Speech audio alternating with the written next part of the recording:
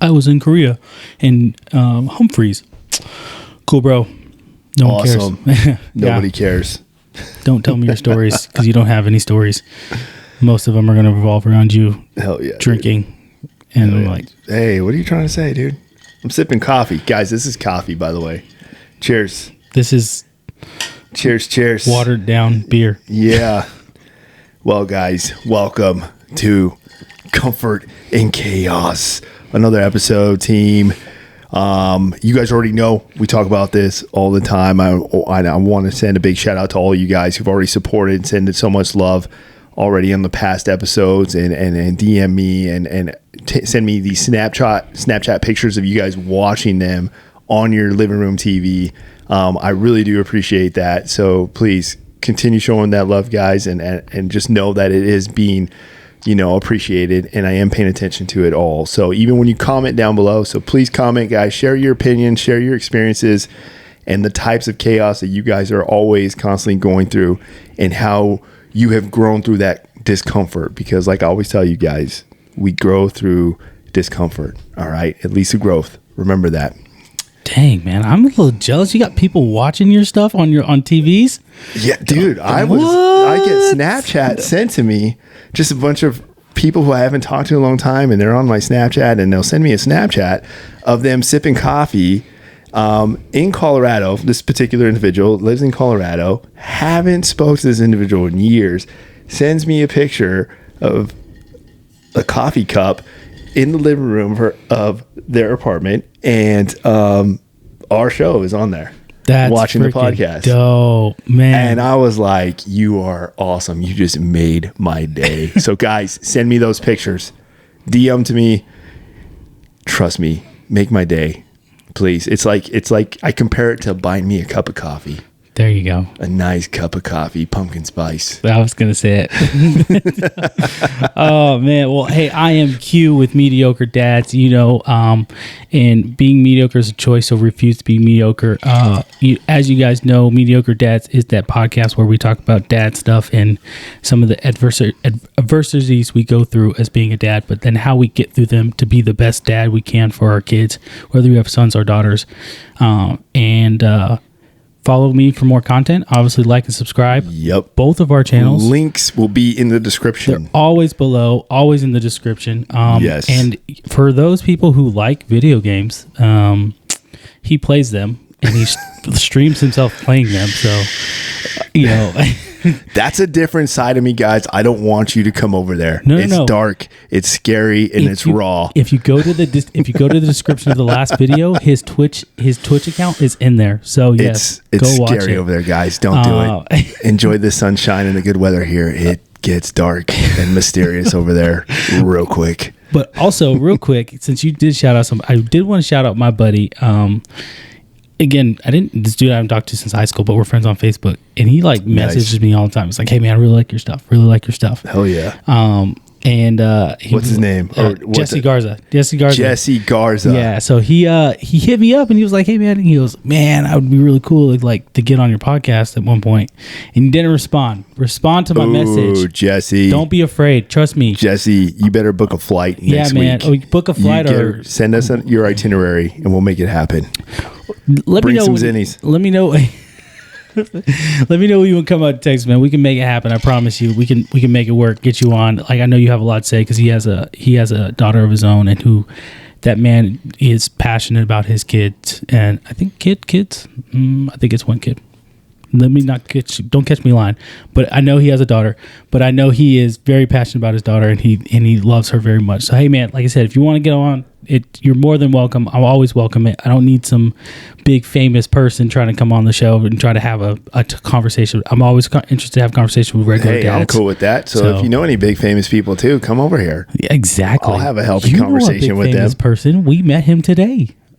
Oh, and I was baffled. I was like, hold on, you knew this guy was doing his thing and you didn't, So it's barely getting started. But he is connected, very well connected with other very big timers. Yeah. Oh, big time, dude. Which is why I want him to come be a guest here pretty soon. Yeah. I want to get him next. Get him involved. Yeah. I mean, I don't know if he'd be interested. I'll tell you this, though. He's got stories, man. It's interesting to hear those stories. I mean, the Target story was like, dude, how cool is that? So freaking Zach, like, hey man, are you gonna go call first? And I was like, hold on, bro. This is important. I'm listening. This is important. Everything else is null and void. I'm listening to this story right now. That story, and I'm like, bro, you got to go back there just for closure. Just for closure. Because some old man who's been working there probably for like 15 years is like still remembers you. Like, he has his picture on his desk like, I will find you. He's got a folder that they have been trying to throw away for 15 years, but that old man said, no, we can't throw this folder away. He will come back. Oh man. He must pay. I wonder, could they charge him? Well, I guess the statute of limitation, because what would you charge him with then? Dude, I don't know. That'd be interesting. That'd be be one for the books. Dude, I'd say, hey man, I'd pay your bail if you got arrested. If you're willing to go back, I'd pay your bail. But I would do it. From my understanding, he could probably pay his bail 10 times over. So. Oh yeah. No, the dude is. I'll tell you this, man. I don't know if you've ever walked over there and had a conversation with him. Mm-mm. But and I like to say this about everybody. You know, when you engage with somebody, whether good or bad, that individual, God, I always do that. I'm catching it. I am catching it. I apologize, guys. I know what you guys are saying. I know what you guys are saying. All right. Keep your opinions to yourself. All right. We all have our imperfections. All right. Oh man. And eat your cereal. All right. God, dude. Now I'm going to hear it every time. No. So when you talk to somebody, you know, people have an impact. Yeah. You know, and those ones that have an impact, you just kind of like, you remember, you re-engage, and you're just like, dude, I can't wait to engage with this person, because there's always a positive impact. Every time I talk to this person, he's one of them. Was he in the military? Yes. He was in group. He was SF. Oh, like tabbed? Yeah. Oh, tabbed. That makes sense. Everything about him now makes sense. Yep. And oh man, that's why he's always so happy. I mean, you know more people than I do, but most people I come across who were in group and then they got out, they generally from what I could come across, they're generally happy people, and you're just like, why are you so capable or displaying a sense of just overall happiness, if you will?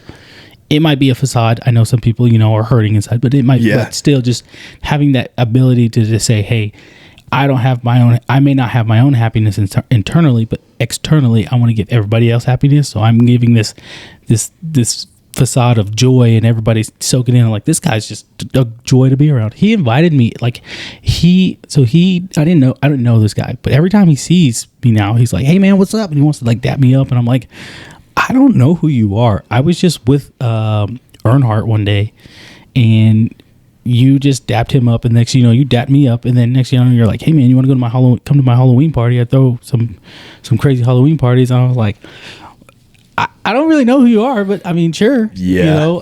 But then I was like, is it kid friendly? He's like, no. I was like, oh, well then I'm probably not. But still, I told him thank you for the invite. It was awesome that you didn't even know me and you invited me right off the bat. I mean, some people can read other people and be like, you're probably a good chill person. So no, he really is, and there's always he's one of those individuals. Is every time you talk to him, you walk away and you just learn something. Yeah, like you just learn something. And I'm like, dude, I respect that. And I'm always like, man, I hope I'm that guy. Yeah. I'm like, what do people say when they're done talking to me? Like, what do they say? It's like, dude, I hope I never see this guy again. Super trooper. It's like, dude, I hope they never see this guy again. He's like, did he comment on your mustache? So, you know what? Fun fact. Okay, guys, fun fact, just to catch you up. Something that happened recently here in our neck of the woods was there was a potential, it blew up. I don't know if you got that notification about an active shooter at the gate on base. Yes, I saw that. Okay, so it was funny because I was actually at the cleaners dropping off some, yeah, dude. I'm dropping off some, some suit. I'm dropping off a suit and some shirts, and some trousers to get dry cleaned. He's like, I'm at the cleaners and pop, pop, pop. and so it's funny because the group chat went off and they're just like, hey, be advised, this is at the gate. If you're off base, stay away, everything you can, avoid the gate, do this, do that. I need to know where everyone's at right now, blah, blah, blah. Everyone's like, oh, here at Foundry, here off this. And I'm like, I'm at the gate. I'm here now. Live. Everybody go into the group chat and I'll freaking put a video up. And then there's the shooter. No, it's funny because Ferrari then posts something and then he deletes it, but then he posts his go get him, SFC. Everybody's running and Gallegos is going. And then he deleted it. Because I think some people in that chat get very. That's not how you address a platoon sergeant. That's not how you talk within a professional. I thought it was really funny, and then I'm just like, hey, I'm here now. It's all clear. Everything's good. Nothing to worry about, guys. He ran away. False alarm. Well, so I found out it was off base, but because it was so close to the military installation. Yeah, that's what I tell them. I'm like, dude, it's just that's what it is, man. It's a rumor mill. It's PNN, but at the highest echelon. Yeah, like they're sending stuff down like active shooter. It's almost like it's playing the game of telephone, right? By the time it gets down to you, they said like there's I love that game. It's this freaking a dude with a freaking machine gun with a machete, and he's freaking slashing the freaking gate guard's neck right now as we speak, and you're like, that's not what happened at all. That's not what. Hey, what's the first guy say? What'd you say? Oh, all he said was squirrel. The hell? How did we get here? Yeah, exactly, dude. How did we get here? Gosh dang, man. Anyway. So you saw the article I sent you. Yes. And I thought it would be good for us to talk about. Well, I want you to address it more because I felt like it fit more of your niche of the podcasting world, if you will. Yeah. So because I saw it off of PBD, he had an article. He mentioned it on his show. Yeah. And they kind of talked about it briefly, but I was like, nah, let me find this article and I think we can definitely talk about it. Man. So guys, just to catch you up on as we go into this new segment here, this article here. Excuse me. So essentially, he sent me an article titled basically stating that 70% of the United States military are obese. All right. And he basically was like, thoughts, question mark.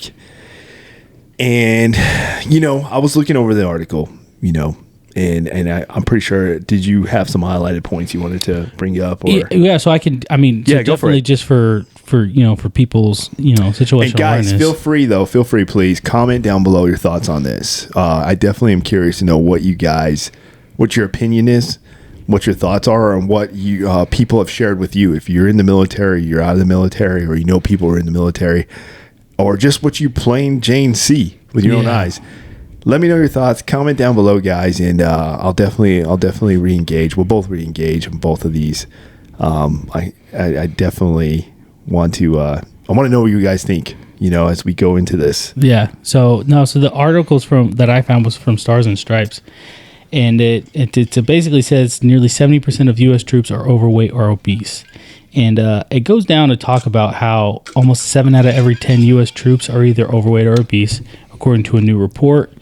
And which it goes on to say, which also warns the growing trend could compromise military readiness and undermine national security. Let's just stop it right there first and foremost, right? Yeah. So the headline of the article says everything you need to. In that first instance I read was 7 out of 10 U.S. troops are overweight or obese. And we've been in long enough. You've been in, I think, 12, going on 13. I'm in at 9, going on 10. And we both know that I think that's been a problem or an issue for some time now. Like, this isn't just something new. Yeah. It's not just like a result of COVID, if you will.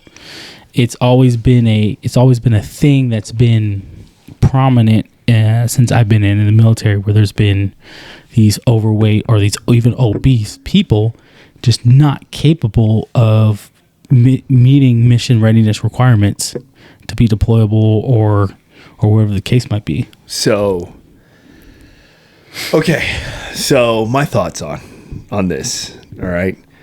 As you know, as a senior leader, you know, I want to say this is more of a result or an effect towards decisions that were made in the past few years ago.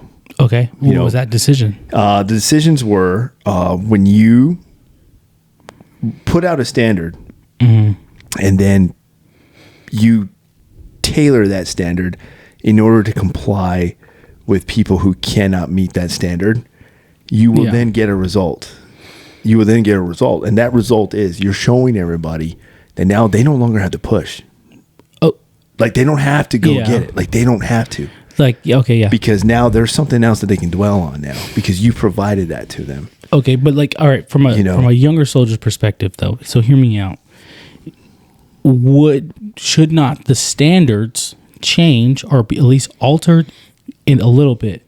Because the standards of people are not the same from World War II, Korea, Vietnam. I might have those switch. I think it's Vietnam, then Korea. Anyway, and then in Gulf War, Afghanistan, Iraq, until now, right? So the standards of people have changed. What we've been introduced to our bodies have changed, right? So should the standards not be altered? Not to say to decrease them to the point where we're just like allowing anything flies, but should they not be changed? And here's the other thing too. In like when they're saying obese, but are they saying can they pass the ACFT?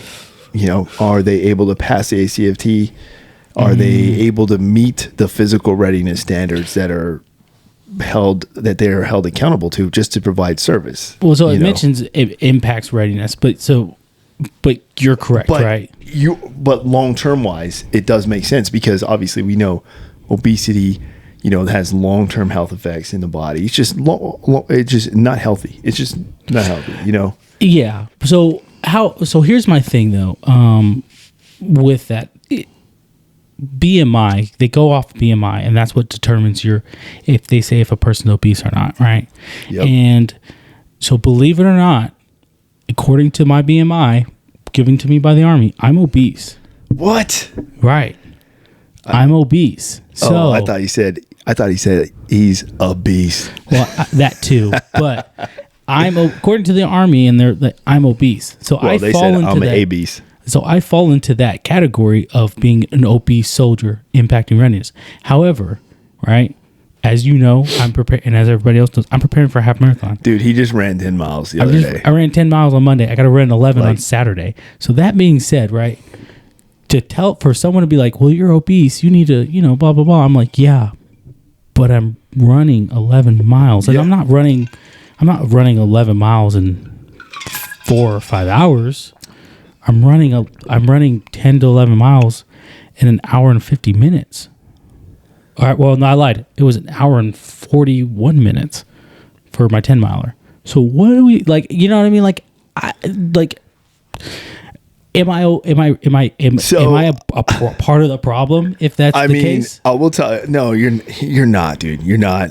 But I will say there is, just as a nation as a whole. Yeah.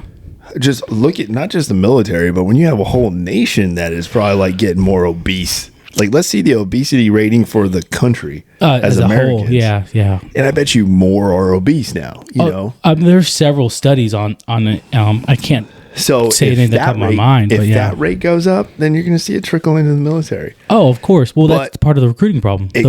There was an article that came out earlier this year that was part of the recruiting problem was they couldn't find people that were to meet the physical standards to join the military. Yeah. And so that's why they lowered the standards. And so what do? They lower the standards. So they lowered the standard. They were smart though. They lowered the standards for initial entry soldiers. So when you initially enter when you initially enter the military, the standards are lower. However, after you do basic, and then you go on to AIT, and then when you get to your duty station, you're expected to perform at the normal standard that's given for everybody at your age, height, and weight, or whatever the case might be. I mean, and gender, obviously. Sorry. I mean, we all have our opinions on that. I mean, I have my opinion on that. I've never been. Anytime I hear the word lowering the standard, then already I'm getting red flags in my head. Like, okay, yeah. When you do that, you gotta understand there's gonna be a consequence. Like, there's gonna be a result to this. You know. Yes, it really is. There's gonna be a result, and that result could be any. It can go into just the caliber of the soldier you are bringing into the force, the mindset, that willingness to execute, the willingness to do what it takes to meet this task or meet this end state. And for these individuals who are civilians, they're coming in and, hey, dude, if I was a recruiter, bro, I'd be like, dude, you gotta lose 20 pounds. So here's how to do it, though. I'm gonna show you. Here's what you gotta do. Eat this, do this. I want you to come do some PT with us, blah, blah, blah. And then in 2 weeks, we're going to weigh you again. Like, but you got to want it, bro. So don't get me wrong, right? I agree with you that lowering the standards only produces a negative effect, a long-term effect of bringing in less than mediocre people into the military. So then you got these people that were never fully capable of performing at the level we needed them to, but they met the lowered standard to get in, and now it's expected as you, and this goes into why my issue with the NCO Corps. It's expected as you or me as NCOs to get them where they need to be, and so I agree with you. Right, the standards should never have been lowered. The standards should remain the same. That being said, unfortunately, we have to live in reality, and reality says that we have a recruiting problem. Reality also says that in the near future, there's a potential that we might be entering a conflict. So that being said, even President Biden gave a speech about what was going on around the world and mentioned things. I won't get into that, but anyway, he gave a speech. And you can watch his speech if you're really interested. It's all public information, too. Yeah, you can watch his speech that he gave about, he addressed the people, if you will, on what was going on when the... Linked, just kidding. It won't be down It won't below. be down below. You can find it anywhere. Yeah, so anyway, but we might be involved in conflict in the near future. And so, unfortunately, the reality is we need people. And so... I mean, technically, we're already involved. Right. But in a sense. I agree with you, but when we get boots on ground, and regardless of where that is, we need to fill up people. Just like when Iraq and Afghanistan popped off, we needed people, but there was a drive by the American people to say, hey, I'm going to go fight for my country overseas, and those terrorists are going to pay for what they did to the United States with the Twin Towers. So there was a drive for that. Now we don't, with this newest generation, Gen Z, there's no drive for them to be like, join the military for what? No. And there's a lot of reasons why, though. There's two, I want to say there's two big ones. One, because the caliber of individual has changed. Society has changed. Yeah. The mentality has morphed into a sense of entitlement mentality. Mm-hmm. And it's no longer like, hey, go be all you can be. It's more like, hey, what can you do for me? Yeah, what can you give me to make it worth it? Yeah. That's really it. And when you have a mentality like that, you're not going to get fighters, man. Those people don't know nothing what sacrifice is. They don't know what selfless service is. They don't know the word duty. They probably hear that and they think it's like someone going to the bathroom. Yeah. They're not going to know. They're going to think the video game, Call of Duty. They're not going to know what it's like to look at freaking something and say that is evil. Well, and we need to go take care of that because perspective. Go ahead. Continue what you're saying. Yeah. To face evil and engage takes a certain individual. 100%. And you think about it. 100%. And when I'm saying evil, it's you'll never forget when you faced evil. No one ever does. Yeah, I don't think there's a lot of people in this world who've experienced genuine evil from another person. But when you can see what an evil person does to another person, you know that, okay, this is just evil and it needs to go away. And it takes a good man to fight against evil. Let me ask you a question. When you watch, I mean, because they're all over the internet, and not necessarily you're watching because you're just like, I have to watch this, but like when on the news, the situation that happened in Maine, right? And there's this individual who's going around shooting people, right?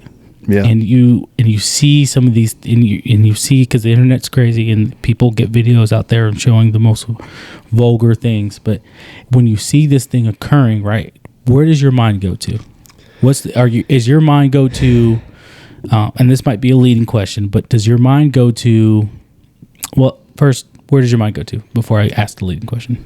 So my mind goes to, there is evil that is attacking, it's this evil that is attacking innocence. Yeah. You know, that to me is an evil person with a mindset that is just manifested. There was a seed planted in that individual at some point. Yeah.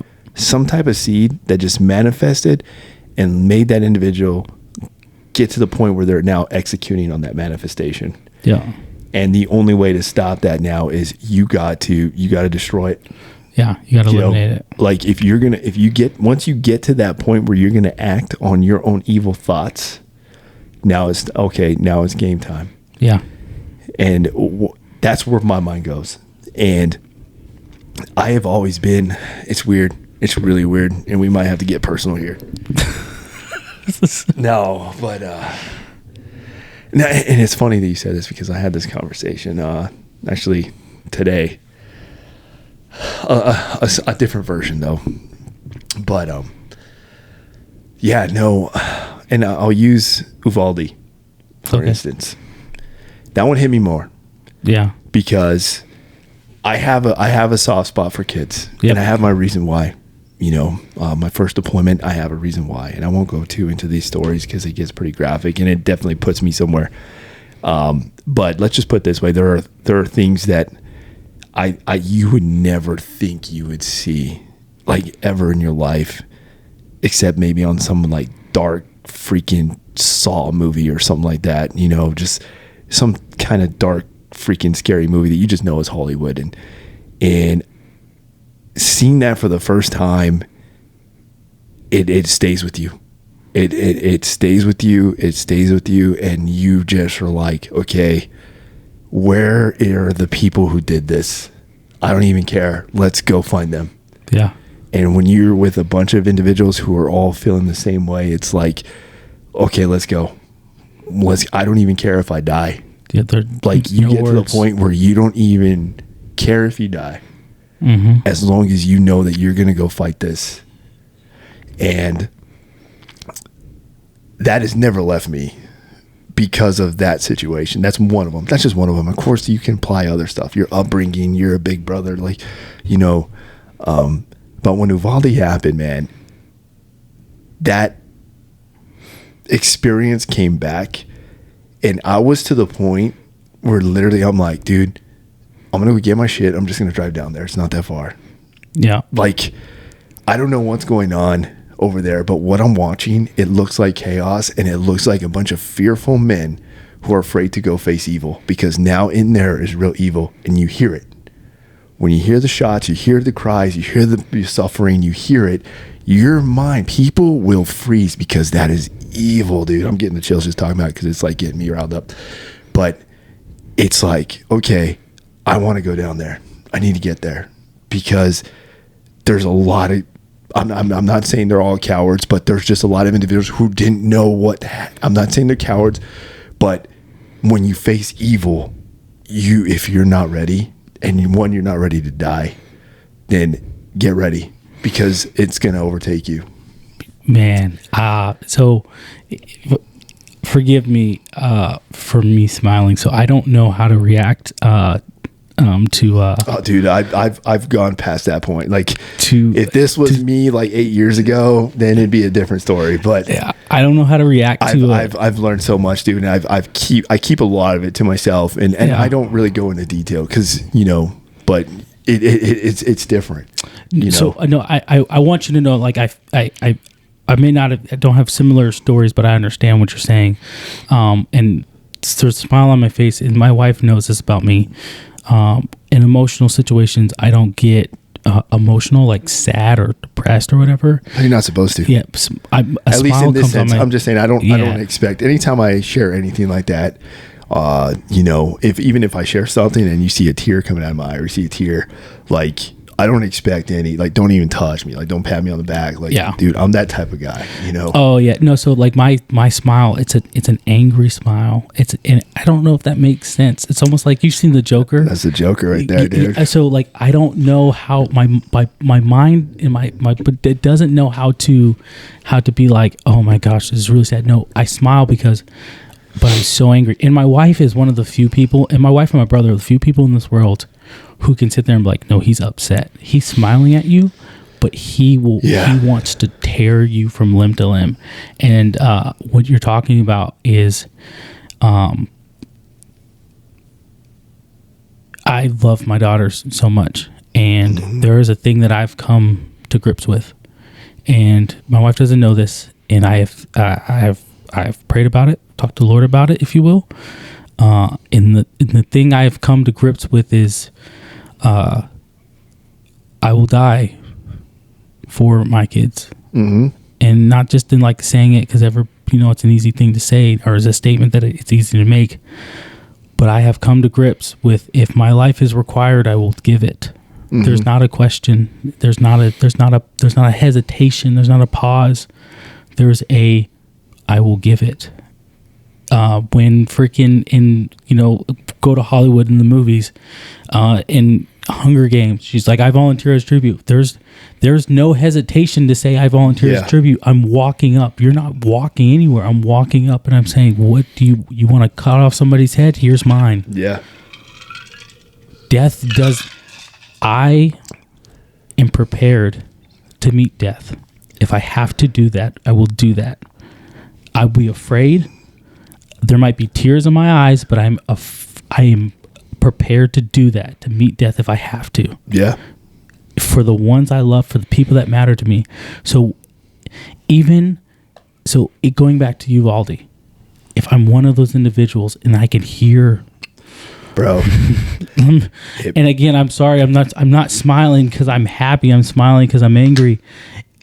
You hear those things. You hear those kids crying, and you're gonna sit outside. You're sitting outside waiting. What do we do? You're stacked up on a door. Chain of command orders do not matter. I will be the first one through the door, and I will take all of the bullets if that's what that means. But you go get them. You go get those kids. Like, seriously. You don't. There's no thinking. There is no thinking that needs to occur. You go get those kids, and you can tell those parents, yeah. We lost one, but your kids are safe and your kids are going home with you now. Hey, they're not going to be okay for the rest of their lives. However, they lived to see another day, because kids do not need to suffer.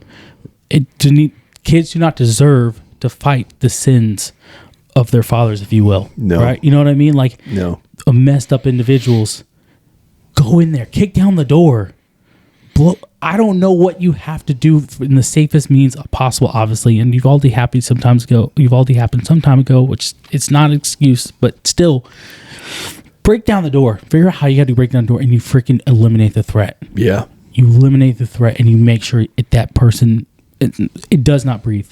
I will say it wholeheartedly. That person will not be breathing and does not deserve to breathe another breath of this air walking on this earth. And that might be the unchristian side of me, if you will, but David smited his enemies on God's behalf. Saul smited his enemies on God's behalf.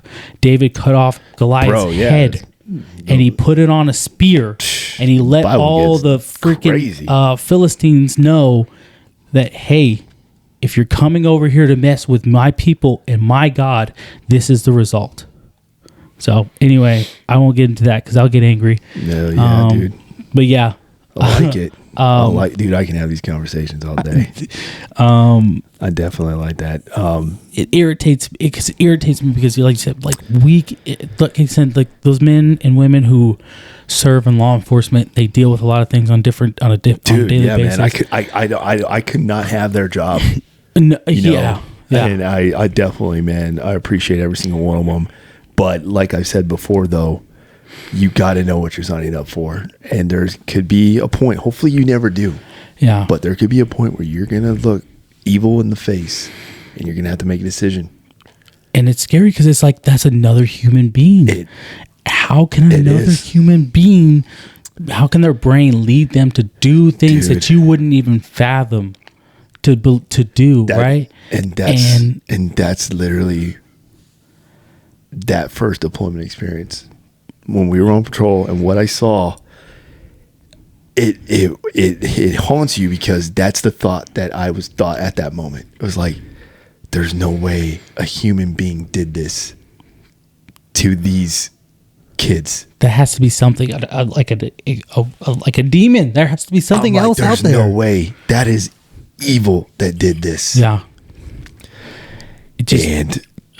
In that sense, man, and any kind of active shooter, if you're willing to go and act off that evil manifestation inside, to go now and inflict pain and harm and end the life of innocent people who don't even know your freaking name, don't know anything about you, don't know nothing, but you are that much of a coward to let that evil manifest and take over you, well then good luck, because eventually there's going to be a good man who's prepared to die and is ready to face that evil. Yeah. And to me, there's nothing more dangerous than a good man who's ready to die. Yeah. Because you're talking to one. Yeah. I literally. Man. So we've been in for time. We've both deployed. Your deployment was different than my deployment. Nonetheless,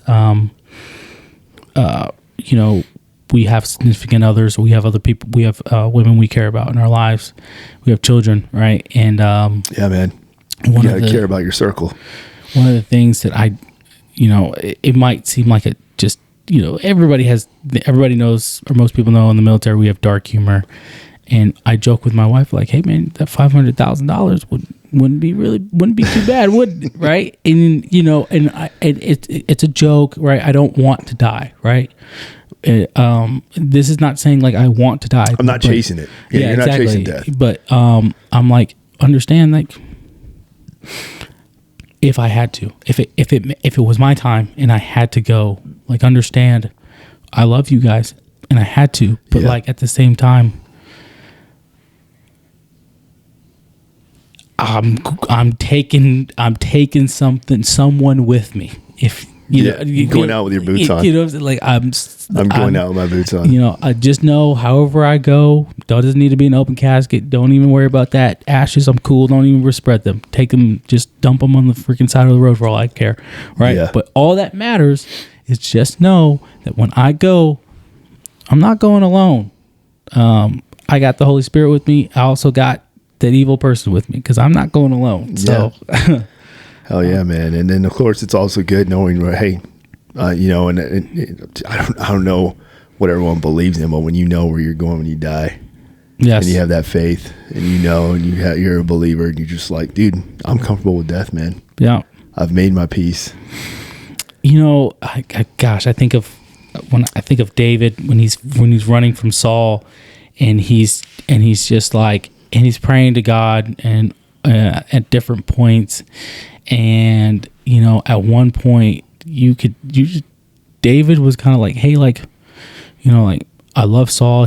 I love him like a father because he's been great to me and all these things. But like, if my existence, if you will, is jeopardizing his feeling of being king, then then remove me. You know what I mean? Like, take me out of the picture, because I don't want that, right? You know what I mean? And I won't get too deep into the story of it, but like, David was just this man of like, hey, like, he was this man of empathy and of sympathy, where it's just like, hey, I don't want to step onto people's toes, but at the same time, David was like, you would come across this same man in battle and you'd be like, I don't know what it is, but I'm good, man. I'm going to go fight that guy over there and take my chances, but I'm not taking my chances with David. You know what I mean? Because they had a song about David, and how he would kill so many Philistines. What's Philistines? Whatever. Yeah. He would kill so many of the Philistines, right? And that's what led Saul got jealous, and that's what led Saul to wanting to go after David, because he was like, "You're coming after my kingdom." He let his pride and his ego get in his way. But like, you know what I mean? Like, just there was two sides of this man. Yep. One was love and compassion. The other side was like, put a sword in his hand, and you're like, "No, I'm good." So, anyway. Yeah. Sorry, guys. Didn't mean to get all. We got really deep and dark. But you know what, though? 70%. That is to me. Yeah. But to me, though, I'm just saying, I apologize. I'm sorry, but I'm not sorry. Yeah. I think that is what Comfort in Chaos stands for. It represents is you have to have those uncomfortable conversations, because it's only through that discomfort is how we grow and learn. And that is a raw conversation, and that is reality. Like, that's the world we live in. And I am a firm believer in right now, people are so clouded in this false reality. Yeah. That is just put in front of them, and that's it. I mean, you pull up your social media. I don't know if it's the same for you, but I pull up my social media. I'm seeing people saying, "Hey, you want to drive a Lamborghini like this? Do this. Hey, do this, do this." And it's just this false reality, man. And knowing that that's not even theirs. They just rented it, or they went to their buddies and just recorded something. And they're just like, "Film me getting out of this car." Like, it's just putting in this false perception of this lifestyle that's not even real. Be real. Who cares? Just be real. I see those videos and I think to myself, like, does the average person really want those things? Like, I say average person, me, myself, it would be cool to drive a Lamborghini, but I would never own one. I'll tell you. Like, I don't know. That's just me. You're right. Me. So I'll tell you this. So you say that, and obviously a lot of us, we can all say that until you're in that world. Until you're in that position. Sure. And then let's see how you act when you're in that world. Well, okay. So I will say, there is one car that I will get. It would be a Rolls Royce, and it would be a Maybach. I'm just saying, so 2 cars. I would own those cars, because those cars, the Ghost. Oh my gosh, the Maybach Ghost. Let me tell you, dream car right there. So yes, I would have no problem purchasing that car, and then every so often it being driven with me in the back. That being said, that is a dream car of mine that I've always fantasized about owning, and I'm sure it comes with the Lamborghini. However, I would own it for a brief moment, because the reality is I'd be like, this is not economically sound. So, and I enjoy driving my truck. So, give me a truck with a Hellcat engine. Sure, I'd be just fine. So I think a lot of people are like, hey, money equals happiness, and they always compare it to happiness and wealth and everything. That's what people are striving for, that happiness, that wealth, and happiness. You hear those two go together all the time. For me, I think the word that people should be chasing for is peace. Like, who do you know now can literally say, I'm in peace. My life is in peace. And a genuine peace? I don't know. Like, that's what I'm just saying. Like, think about it. Think about it. You know what? I lied. I think I got 2 men in my life that I would say that I think for the most part of their life, they're in genuine peace, right? Obviously, there's different things happen every day, different parts of their life, but like genuine peace, I can name. I can name 3 people. 3 people. Yeah, and I bet when you engage with those people, like, it's almost like you can pick that up. Like, they don't even have to broadcast it. You can identify somebody who's just, they live in peace, man. So my dad, my father-in-law, and then my father-in-law's dad. And my father-in-law's dad, he's Grandpa Rick. This dude, man, he's so awesome, because he's one of those dudes, he'll play games and he'll make up his own rules, and everybody will be like, you're like, Rick, you're making up your own rules. He's like, no, this is how you play. And you're like, you're right. This is how we play, right? We'll play poker, and this dude's like, he's making up rules, and everybody would look at me like, it's a Grandpa Rick rule. So, yep. just go it's with it. Grandpa Rick roll. Just go with it. Yeah, you know what I mean? And but like he's so awesome because he knows what he likes, he knows what he doesn't like. Yeah. And so he's at this point where he's like nothing bothers him because he's like, if I like it, if cool, I'm good. If I don't like it, I'll let you know. And if you're gonna keep doing it, he's like, I'm gonna go over here. Yeah. And it's not gonna bother me anymore. I'm not gonna think about it. The moment I walk away, it's poof. Dude, that's what I strive for, man. I just want peace. Yeah. You know. And that I'd be good with that. But I also think it looks different for everybody. But it does. You're all right. Yeah. And everybody has it. And you, I don't care if you live in a 1-room apartment, and if your life's in peace, and you are broadcasting that, and people pick up that impact from you just by having a conversation with you, like, dude, shout out to you. Yeah. Shout out to you. Like, I respect that more than I would this billionaire over here who's living a stressful life and has to do this and employ this and constantly has like multiple divorces, and I mean just going through chaos, you know. And it's like, damn, dude, like your life, like you're stressed all the time, you know. And I do think with like someone at that prestige who's a billionaire, right? I think part of the problem is they get so obsessed with the chase of getting that new thing or that new billions, the millions, the billions and all that, right? That it becomes, that kind of encompasses every aspect of their life, right? So it's like, oh, I made $1 billion, I got to do it again, right? I'm going to see what I can do with this. Right. You know? And so then it kind of goes into settle. Like, oh, I'm married, I love my wife and, you know, whatever, but like, can I get that freaking model over there? Can I get that model? Yeah. I'm doing it. I'm going to figure out how to do it. I'm going to do it. And you do it. And then it's like, well, then it doesn't make sense to keep the 99 Ford. It makes sense to keep the, you know, the new Lamborghini. The new. Yeah. You know what I mean? Like, I'm not saying that's every billionaire or every rich person's thought process, but I'm just saying like, there is a kind of a thought process of that where they're always chasing something. And it's like, I have to have it because I was able to accomplish something so great, so very few people are able to accomplish. It's just that grind keeps going, and it engulfs and takes everything up in their life, in every aspect of their life. So I don't know, just food for thought. No, I mean, I'm not sure they're not all bad, terrible people, but still there's some bad people out there, I guess. So. You know, sorry, random thought. No, but I definitely let's circle back to so obviously we know there's some chaos going on in the Middle East right now, you know, and you know there's a lot of stuff being put out there, you know, a lot of propaganda, a lot of bumper stickers. I want to say there's just a lot of bumper stickers going on out there, and I wish individuals would just go back to the history books, man, or even just look at the Bible historically. Yeah. You know, I mean, the Bible puts it out there, you know, it puts it out there. And I don't know the exact story.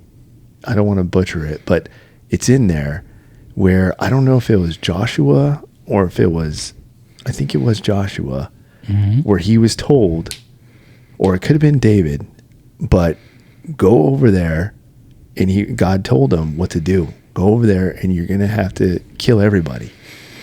Women, you got to kill everybody. He told them. Are you talking when they came out of the desert? Oh, I think so. Because basically, if you follow the lineage, it comes down to Abraham's children. Yeah. You have his son, and you have his stepson. You know. Yep. Was it Ishmael and Isaac, right? Yep. And now they have led to two different people, you know. And if you trace it, it goes to the Palestinians as one lineage and the Israelites are the other. And at some point in that lineage, there was a conflict. And God told them, you got to wipe them all out. When you go take this city, you're not taking no prisoners. Yeah. And he disobeyed. I'm just trying to remember who it was, but he disobeyed God. And then he said, for the next 1,000 years, because of that, the prophet came and told him, you disobeyed God. He told you what to do. Yeah. And because of that, he told me to tell you that for the next 1,000 years, your families will fight. and there will be conflict. I think it was David. So when David was essentially tasked with cleansing.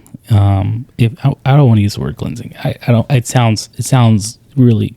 I guess it is what it is, right? But David was tasked essentially by God, and that's why David was this known as this mighty warrior as he was, because David would go from town to town, city to city, if you will, and he was tasked with like, you're going to prepare this land for my people, the people of Israel, and you got to go these different cities and towns. You got to wipe these people out. And there was I think they were, when I was reading, there was a few of them, because it was in between, I think it was in First Kings and Second Kings, where they're talking about where he gets to a point where he's just he's supposed to wipe everybody out, and he doesn't do it. Yeah, because he had a heart. He's like, I can't kill the kids. And then he's like, I'm not going to kill the kids. And so then he was like, okay, now have them do this, and there will be known as this. And I can't remember the exact verbiage. But anyway, they'll be known as this, and they'll have, like you said, they'll live on for generations to generations. And then it goes on to say, to this day, they still are known as doing this thing or making this thing. Right. And so, yeah, so it goes to that, but, you know, I would like people to take a moment, right? If you're in David's shoes, right, and you've been tasked to do this thing, right? I mean, and think about it, though. In so many words, you've been tasked to go, kill all these people and take no prisoners, and you're like, there's kids there. You're like, God, I can't do that. You want me to do? Are you really sure? Because I can't do that. And he's like, yep, go do it. And he goes, in my name, and you go do it. And this is, I know we have this conversation, we talk about this, and this is only one small aspect of the Bible, and it's in the Old Testament, and people might hear this and be definitely turned off to Christianity. And that's not my point. I know that's not your point either, but, yes, if you like you were saying, if you go back and through the lineage of down to the Bible, and this is why there's several points in the Bible when you're reading it, and those names are man.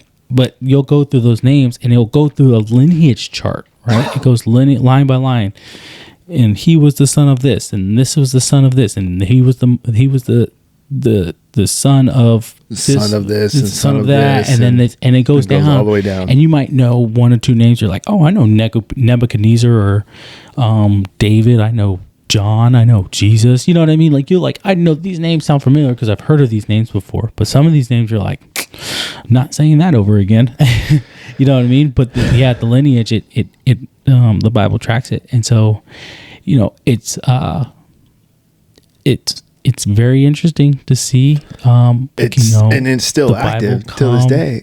The Bible come to fruition, if you will, man. Because a lot of people obviously don't believe to this day, but a lot of people in the past were like, I don't see these miracles that they're talking about in the Bible happening, but Revelations is happening, is going on right now. So it's a scary times we live in, and they've been in, and I mean, think about it. They've been in conflict since I was born. Like that just for me knowing since I was born, 87. They have been going at it, back and forth, and even before that, my father said the same thing. My father, and that's how, wow, it's true. God spoke it, and he meant it. And he said, for the next 1,000 years, you guys are going to be in conflict now because of this, because you disobeyed me. Man. And they're still going at it. And there's not going to, and they're only according to, like you said, the book of Revelation, man, there's only one person that's going to bring peace. Yeah. Oh man, the Antichrist, he's going to start looking, read, check it out, team. If you don't believe me, check out the Bible. I mean, just check out the book of Revelation. It's freaking, it's scary. It can be real scary. And I mean, I'm not a real religious guy. I like to tell people, hey, I'm a Christian. I'm a man of faith. I'm not perfect. I'm not religious, and there is a difference. And if you don't believe me, you can feel free to talk to me. We'll talk offline or whatever, but there is a difference between religious and just being a Christian, a man of faith, a believer. Yeah. Well, man, religion is such a. I don't like the word religion. It's about the relationships. Right now, what they're doing, the organization Hamas, is a religious organization. Yeah. If you think about it, they're acting on their belief. They have a belief. Yeah. It's that's what they're doing. I watched this video, and so it was. I saw it on. I'm going to give his name because I definitely think it's worthy of mentioning. And what's his name? Okay, so I watched this video and the sermon that he gave, and because there was a portion of it on Instagram, and I won't go too deep into it, but he was referring to Hamas and the thing that was going on in Israel and how we're in Revelations and that we're living in Revelation times or whatever. But his name is Tomi Arami, Tomiarayomi. And he gave this sermon, and it's a phenomenal sermon. And if you listen to long form podcasts, it's just going to be another thing you listen to while you're working out or you're driving to work. But he gave this phenomenal sermon, and it put a lot of this in perspective. So when we're talking about this, I'm thinking back to what he was talking about. Yeah. But yes, listen to it, go watch it. He puts a lot of it into perspective, and he says a lot of things. And he is a prophetic dude. He'll tell you everything you need to know where we're at in Revelations. According to him, we're in chapter 6 of Revelations in our current times. Wow. I encourage anybody and everybody to go read Revelations, regardless if you believe in Christianity or if you believe in the Holy Spirit, the Bible, and all that. Go read Revelations. So when I was growing up and I was really into reading, I had the book. I read the entire series of Left Behind. Oh, dude. And so Left Behind. That book's scary. Let me tell you. Dude, yes, that book is scary. It put me on my freaking ass, and I was like, I don't know what to think because I'm fearful of this. I remember when I was a kid, I read my mom, I think, got me one of those books because they used to be these little like black books, really easy to read, but they're straight to the point, man, of just like, dude, this is scary. You want to bring people to Christ, let me tell you, have them read the entire series of Left Behind. So when I was a kid and I was reading those books, man, I got to the end, and I was like, I want to go to heaven. I want to be. I want to be raptured. If I'm not raptured, I'm going to be so upset, right? Like that's what I'm thinking. I'm thinking, how do I ensure I'm going to be raptured?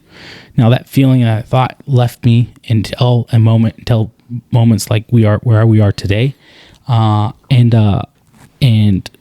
I even myself, I'm going back and I'm reading through Revelations because I'm like, Revelations outlines everything, and the times we're in and things that are to come, and man. Oh my goodness. It is scary to think that one day in the future, and maybe in the near future, when the rapture occurs, people are going to just start disappearing. And those of us who are left behind, we're going to come to the realization of like, oh no, I messed up. And, he even talks about it. He goes, when this happens, and he goes, this is why. Some people might say this is speculation, but he's like, this is why they introduced aliens, right? This is why they said, hey, by the way, aliens do exist. Just going to put that out there. And then you recognize how no one cared. Yeah, no one cares. Because there was a lot more going on that people can see and hear in front of them. Because they care more about Taylor Swift. 100%. And going to NFL games. Yep.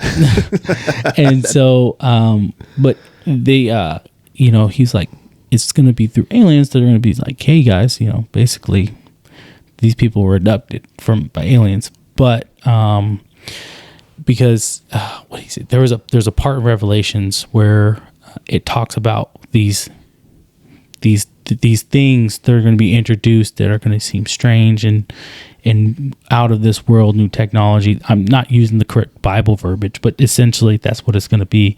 And he was like, it's weird. Doesn't aliens start to fit when you're reading this? And then I start to think of myself like, oh, aliens do fit. People talking about aliens and these things, it does fit, because when it happens and then people are like, oh, it's aliens, you're like, that makes sense. Not believing that it's God, that like, hey, we're in the end times and it's happening. Anyway, I'll get off my high horse, but like, man, that's crazy. It's a scary thought, scary thing. I highly suggest everybody goes and watches him, because he gets into a lot of things about the religion, about the Christian faith, and about and kind of the history of it, and some of the things, the holidays we celebrate, like Christmas and Easter. And he's talking about it, and he goes, you know what's funny, because everybody's talking about Halloween. He goes, you won't care. Halloween doesn't matter. He goes, think about some of these other holidays that you guys celebrate that you think are like, oh my goodness. He goes, they were introduced, I forgot by the Roman leader, but it was, but he's like, these are pagan things that you're actually celebrating, or pagan gods that they represent, the holidays that they represent and what you're celebrating. I won't get into it. Watch his video. Damn, he goes goes deep, huh? He goes deep, because he goes in the murky waters. So he goes down these rabbit holes, and then, but the people listening, because it's a sermon, you can tell, they're like, tell us more. We are your lost sheep, if you will. Tell us more. We're like, we didn't know. Yeah. This has just been accepted. We celebrate Christmas and it's all good. We celebrate Easter and it's all good. Yeah. And so it's like, tell us more. So like, man, when he talks about Easter, oh my goodness, bro, I'm like, oh, that's where the bunny comes from. Or when he talks about Christmas, why we put ornaments that shaped like a ball on the tree. Whoo, let me tell you, I told my wife, I was like, I don't know if I want a tree this year. I don't know if I want a tree this year. I always get a tree. That's my favorite thing. If you listen to it and when he talks about it, let me tell you, scary. But like, it's scary because it's reality.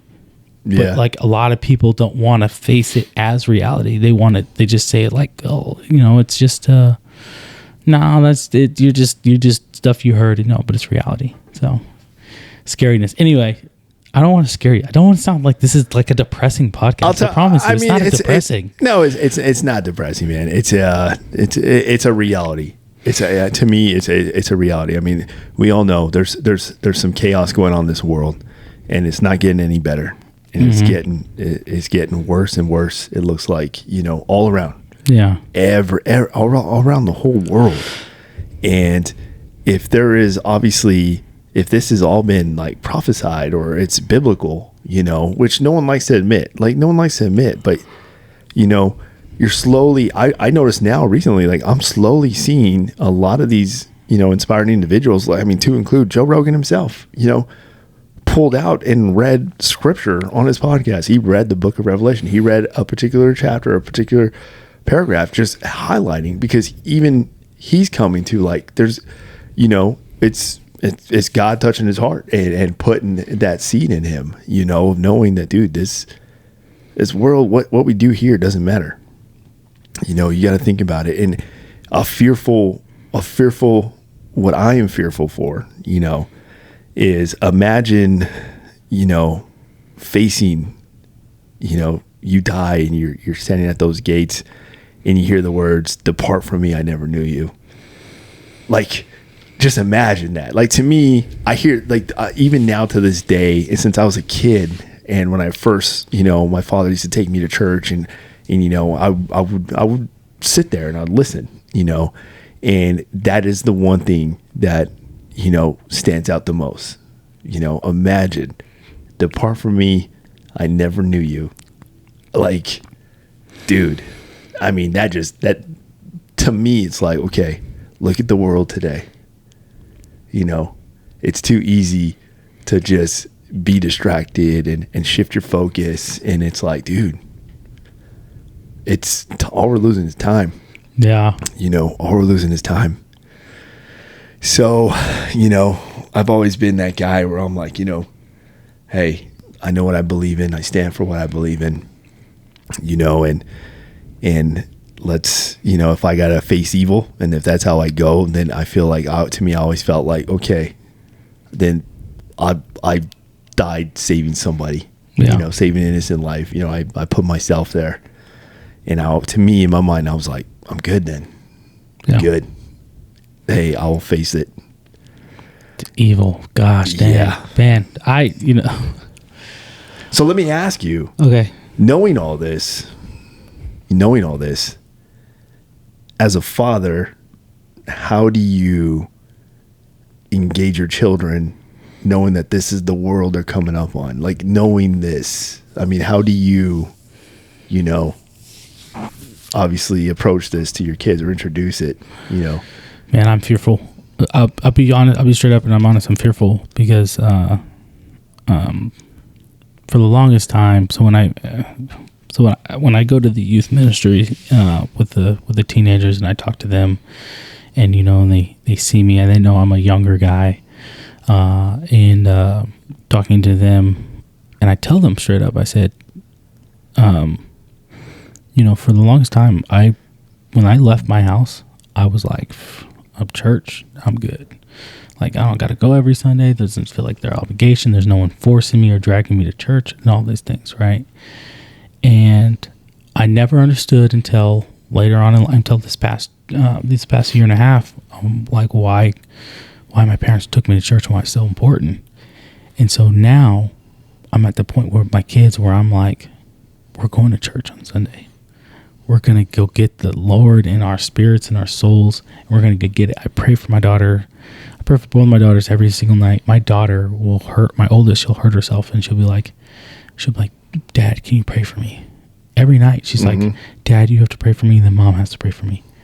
And it's out of, fear because she hurt herself or of other things, but it's also out of, she knows that Mom and Dad tell her, like, hey, if you have a problem, you gotta talk to God, and how you talk to God is through prayer.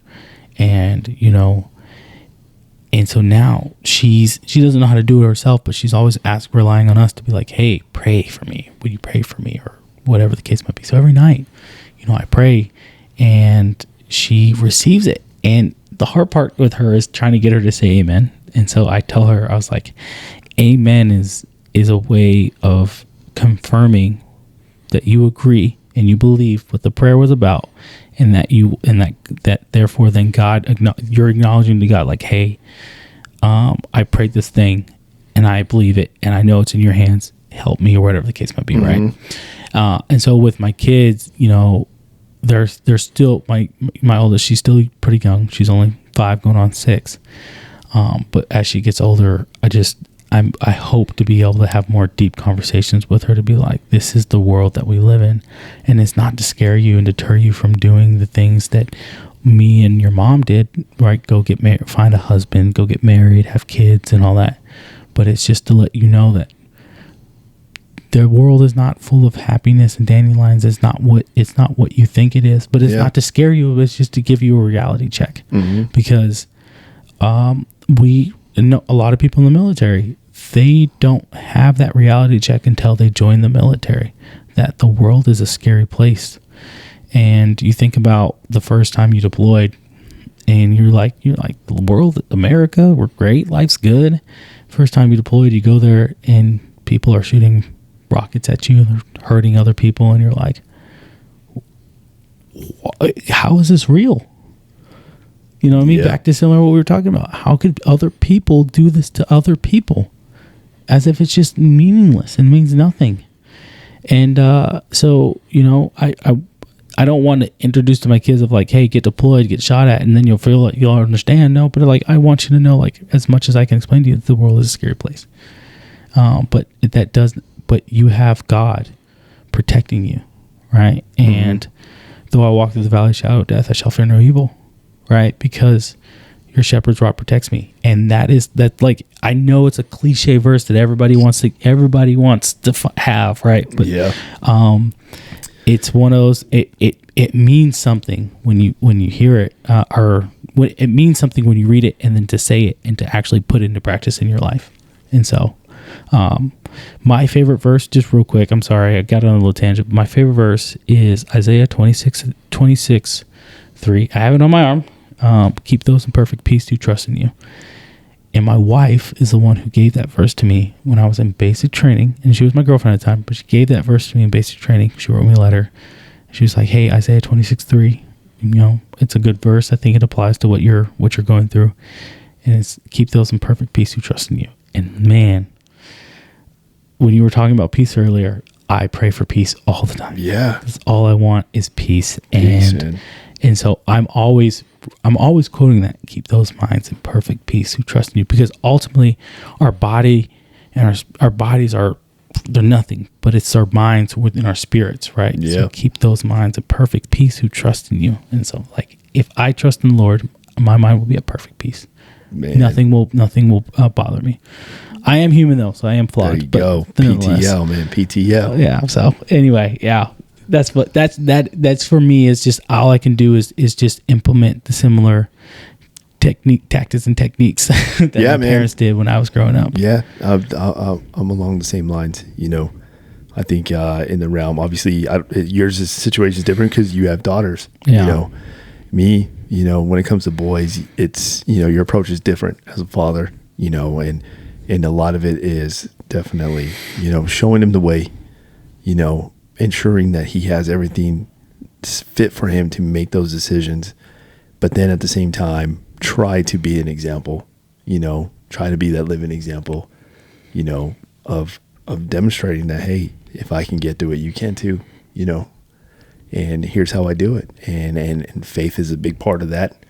And you got to make that choice too. There's going to be a point where you got to make that choice. I can't make it for you, but understand that this is what it did for your dad, and I hope that that example or that legacy I left is enough for you to, this is what you got to emulate, It's so scary because as parents, we naturally want to do everything for our kids to protect them. But as they get older, you have to step back. So my daughter, she cuts things, right? And I'm like, my reaction is to get in there like, no, let me do it.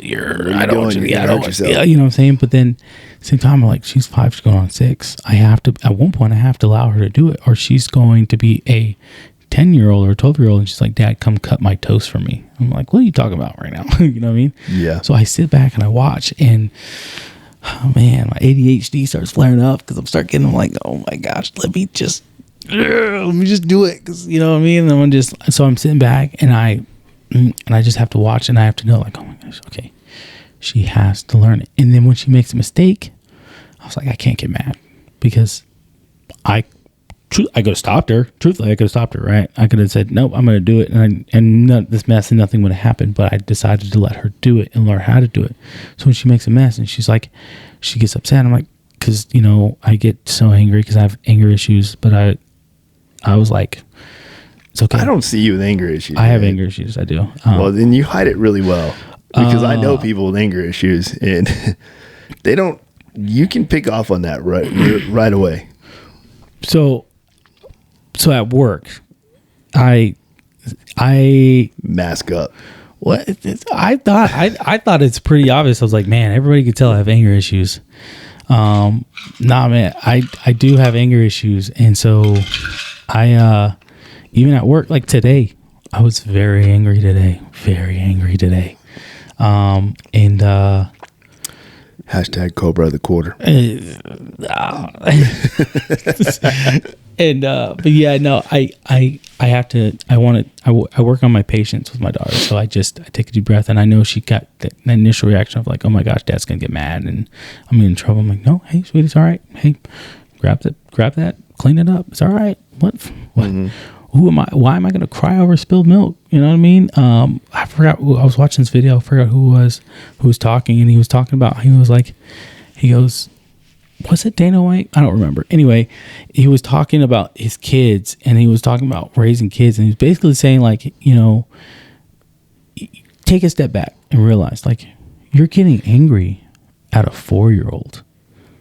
you're a real big man there for getting angry. You know what I mean? Like, and then that kind of it gives you the perspective. You're like, gosh, dang, you're right. I'm getting angry at a 4-year-old who I'm expecting to have the same mindset, logic that I have, that I have experienced, to know that, like, oh, if I tilt it too much, I'm going to pour too much milk and it's going to overfill really quickly and spill on the floor.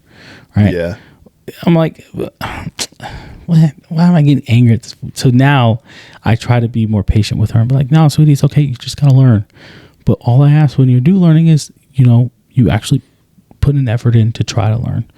Don't do one of these, like, I can't open it. No. Take a deep breath. Actually grip it and see if you can open the bottle yourself. If you can't, I'll help you. I'll show you how to do it. But, like, actually try to do it. Anyway, I went on a long enough tangent, but yeah. And that's what I try for my kids. Is I just want them, even though initially I want to do everything for them, I have to step back and I have to let them grow. And so when Dad's not here anymore, whenever that is, they can be like, Dad taught me how to do this. I know how to do this. So, well said. Yeah, a long version. Yeah, that's all I got. But with a son for you, as you mentioned, it's different for us, right? As for having a son versus having daughters. Is there a fear that you have when he gets older, or as he gets older, especially like the military, or like potentially joining the military and doing what you do? Is there a fear that you have of, like, of him doing that, saying, hey, I want to be just like you, and joining? Man, I wouldn't necessarily classify it as a fear. Mm-hmm. It's going to be more of, if that's your journey, then it's my job to support you, and I'm going to do everything I can, to support that decision, because I know that it doesn't come lightly. But I'm going to make sure, based from my experience, I'm going to make sure he understands what he's getting into. Yeah. Understand that. But if that's truly what you feel, that is your journey now, because I know, I know what it's done for me, had some of my best and worst times, but either way, it's part of my journey. It's part of me growing in life, and there were a lot of sacrifices, and, I was able to handle that, and I'm still handling it, and still processing a lot. But I just know that because it was my journey, I believe strongly that that's what I was made for, and if that's what my son feels like he's made for, then I got to support him. I got to support him. I just want to make sure he has the tools to succeed, and the mindset he's going to need to be different, and just make sure that if that's what you want to do, Mio, then by all means, I'm going to be in your corner. But I want to make sure you are certain, though, because there's going to be consequences for this decision. And if you're ready, then by all means, go forward. Yeah. But yeah, if you were to ask me though, is that what I want? No, dude, go be an engineer, man. Go live in peace, man. Go be happy, and don't learn from my mistakes. Learn from my bad decisions. Learn from my failures. And go do something else, man. Oh, I would encourage that, but at the same time, he's my son, and I gotta support him. Yeah, so there was a time, right, as we were evolving as humans, if you will, right, that where men would go out and hunt and all that, and that for the young men, that was a rite of passage, right, to get their first kill or to participate in the first hunt or whatever the case might be, right? But do you think that is a part of or quality of, I don't know quality, but like a path in which all young men need to go down or follow in order to become a man, if you will? Not necessarily go hunt and kill an animal, but like okay, so the military, we'll use the military as the hunt, if you will, but to become battle hardened in a way to say, hey, you've been a leader, you've served, and you've experienced things where you can now gives you perspective of like, okay, priorities in life. I know what my priorities are now, and I know what I need to do moving forward. So that's a tough one. Now that's where it kind of gets, that's where it gets tough, because I really would like to make sure he understands what he would be getting into. And we've discussed this in the past episode, I think it were a couple episodes ago, but the military is good at training you to fight, accomplish a mission, mission first, take care of your team, be accountable to yourself and to your team. But they never teach you, like I said, they don't teach you for the after effects. They don't teach you for what you see, what you got to do, and what you got to come back home with. They don't train you for that. And I know that I've had to process it at a price, I would definitely say. And every individual does, whether they can try to say they're hardcore and they're made for this and all that, all they want, but there's still a price. There's still a price. And I would hate for him to have to pay that price. Yeah. Honestly, I would hate for him to have to pay that price. Because I don't know, I don't wake up with him every day, I don't end my days with him. So it's tough to say, hey, did you have the preparedness to get you ready for that? And I do what I can away, but it's tough, So if he were to make that decision, once again, I got to make sure he knows what he's getting into. And I'd have to just make sure he's ready, because, but in the end, I still got to just be there. Yeah. Hey, when you come back, I'll be here. Yeah. And I know, and just know that I know. And it's different. It's different when you know someone who knows. That reminds me of the scene in, I love movies, by the way, so sorry, but that reminds me of the scene in Equalizer when, he's the Uber driver or the Lyft driver or whatever, and it's the soldier he's deploying or whatever, and he's like, first time, he's like, yep, he goes all right, he's like, I'll be there when to pick you up. And oh yeah, and so like it's a small part of the movie, but man, I don't know why every time I remember that part of the movie where he's like, I'll be there to pick you up, and like it resonated because I remember thinking to myself like, that knowing someone, it could be a random, someone's like, hey man, I don't know you, but I'll be there to pick you up. I'll be there to be the first person to give you a ride home. I don't know you, but like when you come home, I'll be here to greet you. I had one of my, he was one of my good friends, man, Fort Hood, and he was getting out, and so he deployed in 2014 with the unit we were in. And then I left in 2016. And so when I left, he was there. And he was like, all right, man, yeah. And it was like, by the time we get back, you'll be out of the Army. You'll be back in Colorado. But like, he's like, yeah, I'm going to come back. When you get back, I'll be here. And he was out for 2 months. And he got in a motorcycle accident and didn't make it. And so I'm sitting there, man, and my wife calls me, and she goes, have you seen Gavin's Facebook page? And I was like, what are you talking about? She goes, yeah, apparently he passed away. I was like, no, he didn't. I was like, it's Gavin. You know what I mean? Like, he's this goofy kid that was walking around the store calling me and my wife as we're walking to the store. He's like, Mom, Dad. It's like, you're a grown dude, man. What are you talking about? You know what I mean? Like, he's one of friends. And I was like, no, he didn't. And man, on this, going on his Facebook and find out he passed away. And I just like, I didn't know what to do. Man. I'm not a person who cries a lot, but anyway, I definitely cried that moment. Yeah. Because I didn't know. I was like, that's how could this be real? But anyway, I don't know. It's just a moment like that reminded me of the moment just of, if being there when they get back. You know what I'm saying? If when they go somewhere, it's like, hey, I'll be here when you get back.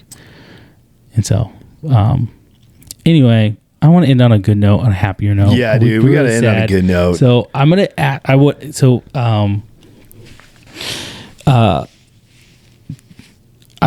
Sports. We're in sports. I like sports. Sports make me happy. Let's talk happy-ish. Yeah, current events. Events. So next segment, current events. Brought to you by Kellogg's. Tony the Tiger. Eat your cornflakes. You watch baseball? Yes, I do. I just usually only watch the postseason. I try to follow my team. My team got eliminated again first round. The Twins. Oh, sorry. But yeah, man, the Rangers. Rangers doing some work, or the Diamondbacks. Or the Diamondbacks. Those of us from Arizona, yes, the Diamondbacks are in the World Series. But the NBA season just started. I'm not a big baseball person. I try to be, but I can't. There's a lot of innings that I just don't understand. So Diamondbacks are in it because I'm from Arizona. So the Diamondbacks.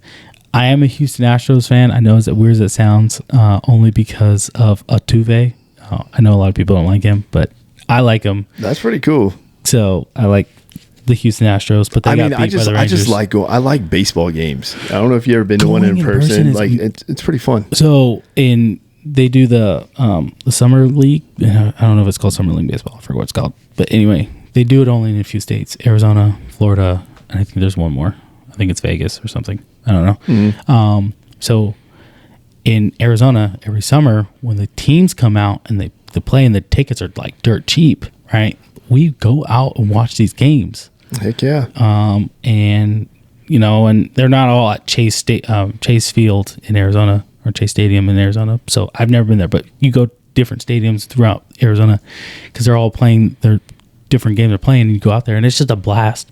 And you're not like watching the entire thing happen, but you're just hanging out with friends, drinking a beer, watching the game here and there and seeing some things that happen, and it gets a little serious for some people out here and there, but it's just a fun time. Heck yeah. And so I love that, man. And it's so great to be, especially when you get friends, you're just drinking a beer and you're like, I don't really care about the seats, man. You're just drinking a beer and watching the baseball game. It's baseball. It's hot, but you're like, I don't really care. It's just fun to be here and fun to experience. Heck yeah, dude.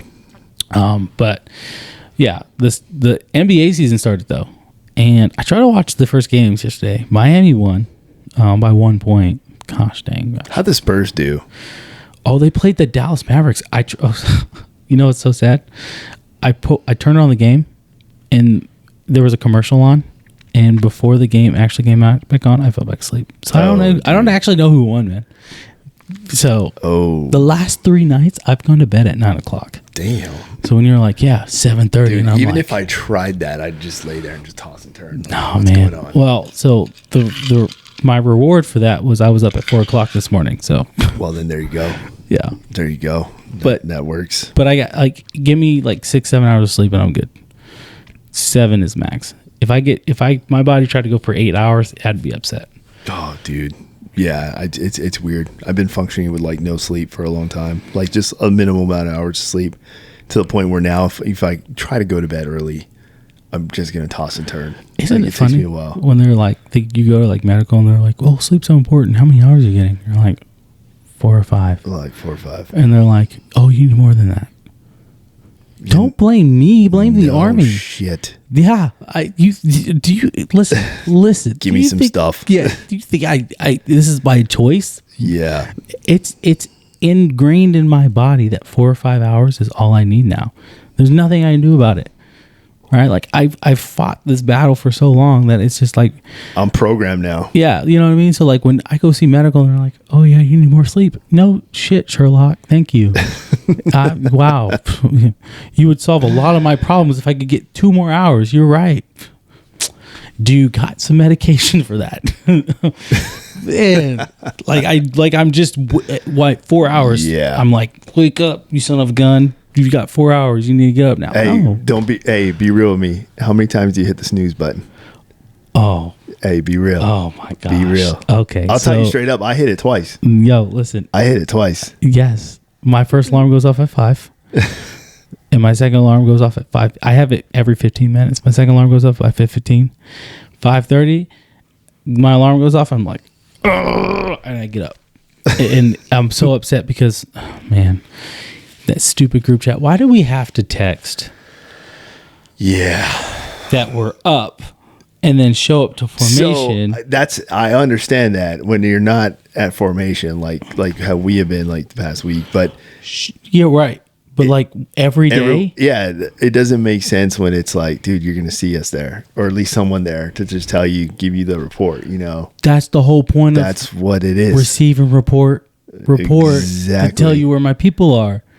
I've always been confused about that, And so like now I'm like, yo, we have to send a text message. And then I also have to go to formation and be like, receive and report. I'm like, oh my gosh, no. So anyway,